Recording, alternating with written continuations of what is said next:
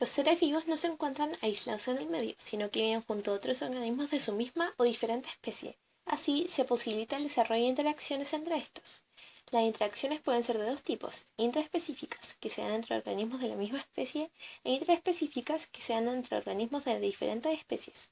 Estas pueden tener efectos positivos, neutros o negativos. Parasitismo. Es una interacción interespecífica que se establece entre un organismo denominado parásito, que obtiene nutrientes a partir de otro individuo al cual le provoca un serio daño, pero sin causarle la muerte. El organismo que aloja al parásito recibe el nombre de hospedero.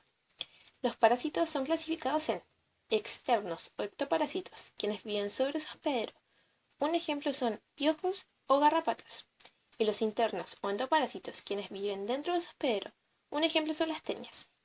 Otras clasificaciones de microparásitos, quienes se multiplican al interior del hospedero en sus células. Un ejemplo son especies de protozoos. Y los macroparásitos, que se desarrollan en cavidades corporales y aunque crecen dentro de su hospedero, tienen un ciclo de vida con fases que ocurren fuera de este, en donde pueden infectar a otros organismos. Un ejemplo son hongos.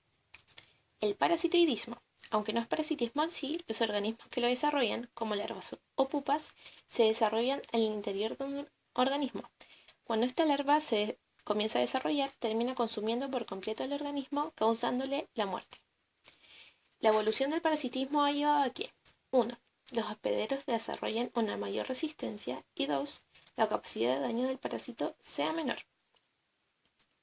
Competencia. Se produce cuando dos o más organismos compiten por un mismo recurso, el cual es limitado. Ambos organismos se ven perjudicados, pudiendo disminuir su supervivencia, crecimiento o reproducción. La competencia puede ser intra o intraespecífica. Ambas se pueden dar de dos maneras. Por explotación. Los organismos no compiten directamente, sino que se ven afectados por la reducción del recurso o por la dificultad para encontrarlo. Y por interferencia, que se da de forma directa, es decir, un individuo daña al otro en el proceso de obtención del recurso. La competencia generalmente es más intensa entre organismos de especies emparentadas, ya que éstas tienen necesidades similares, es decir, su nicho ecológico es muy parecido. Sin embargo, existen mecanismos para reducir la intensidad de la competencia, como la utilización diferencial del ambiente. Los organismos viven en zonas diferentes. La diferenciación del consumo del alimento. Los organismos consumen alimentos diversos y la diferenciación temporal de la actividad. Algunos animales son activos de día y otros de noche. Un fenómeno que reduce la intensidad de la competencia es el desplazamiento de caracteres, que ocurre cuando los miembros de diferentes especies utilizan el mismo recurso escaso y la selección natural da como resultado la divergencia en los rasgos de tales especies. Un ejemplo serían los pinzones de Islas Galápagos. Cuando las especies viven en la misma isla, tienen una notoria diferencia en la altura de su pico. Esto les permite alimentarse de diferentes semillas y no competir por estas. En cambio, cuando las especies viven en islas diferentes, el promedio de la altura de su pico es similar debido a la ausencia de competencia. Dado los efectos de la competencia, el biólogo ruso Gauss formuló el principio de exclusión competitiva, que propone que dos especies no pueden tener el mismo nicho ecológico. Si estos son muy parecidos, la competencia que se desarrolla es muy intensa, lo que puede determinar el desplazamiento o extinción de una de las especies. Por último, se considera la competencia intraespecífica como uno de los principales mecanismos de selección natural, y la competencia interespecífica, por su parte, constituye una presión de selección sobre las especies coexistentes, lo que da como resultado una divergencia morfológica y una diferenciación de nichos ecológicos. Interacciones con efectos positivos. El mutualismo es una interacción en la cual dos organismos presentan una asociación obligatoria, es decir, ninguno puede existir sin el otro. Un claro ejemplo son las termitas, quienes no podrían digerir la celulosa de la madera de no ser por los protozoos que viven en su intestino. La protocooperación es una interacción en la cual dos organismos se benefician mutuamente, pero que a diferencia del mutualismo no es esencial para la sobrevivencia de ambos. Un ejemplo es la relación entre aves que suelen capturar insectos que se ubican sobre el pelaje de caballos. Por último, el comensalismo se produce cuando un organismo o población se beneficia, pero la otra parte no resulta afectada.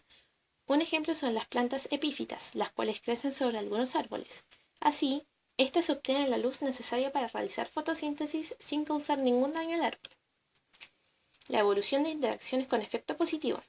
Luego de una serie de estudios, se han determinado que las interacciones con efecto positivo han experimentado una clara evolución. Se destaca el comportamiento oosocial, que es característico de ciertas colonias de insectos. Este propone que las colonias sean originadas por los atributos sociales benéficos para los individuos, como la defensa contra depredadores. Para esto se emplean estrategias como la vigilancia o el ataque grupal. Otra evolución de estas interacciones se da gracias a los animales que consumen néctar y polen, quienes contribuyen a la polinización al transportar este de flor en flor. Así se ha posibilitado una estrecha relación entre plantas angiospermas y abejas, que ha producido la evolución de rasgos que atraen a los polinizadores, como la mejora del néctar producido por las flores. Por otro lado, los frugívoros eliminan las semillas de flores a través de sus heces fecales, lo que facilita su dispersión. Esto hace que las semillas se distribuyan en un área mayor, teniendo mayores posibilidades de germinar. Así, los mecanismos de las especies vegetales para atraer a dispersadores de semillas habrían evolucionado.